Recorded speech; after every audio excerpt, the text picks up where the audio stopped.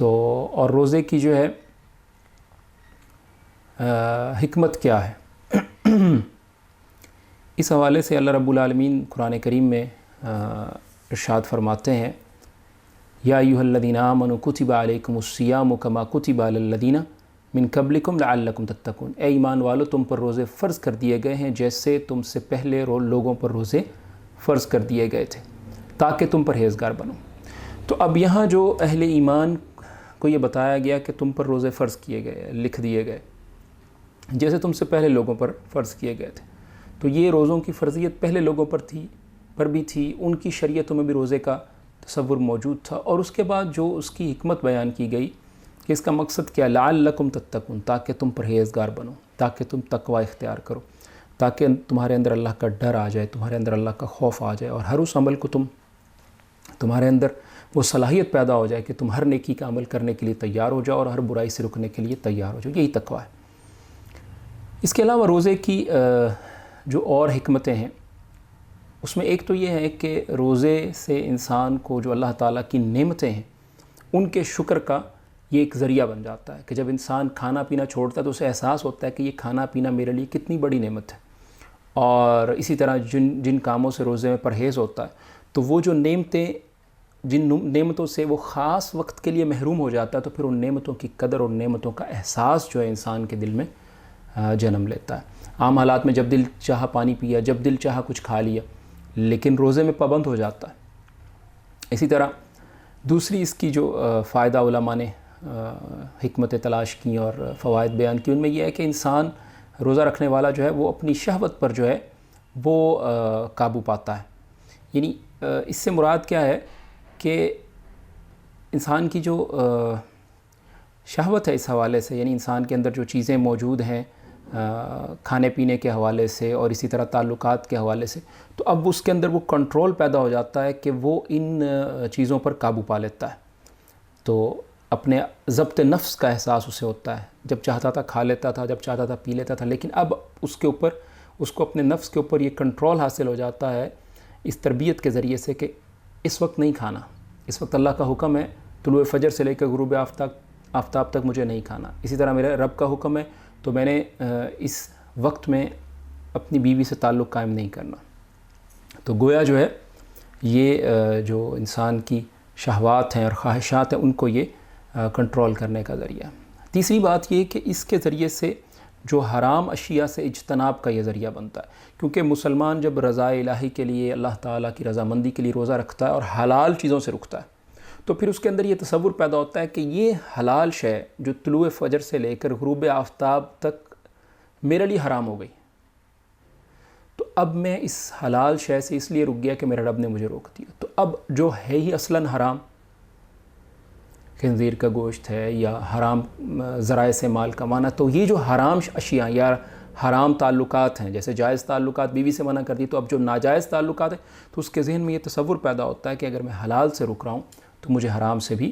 رکنا ہے۔ اسی طرح ایمان اور یقین اس کے اندر پیدا ہوتا ہے کہ اللہ رب العالمین ہر وقت ہر لمحہ میری نگہبانی کر رہے ہیں،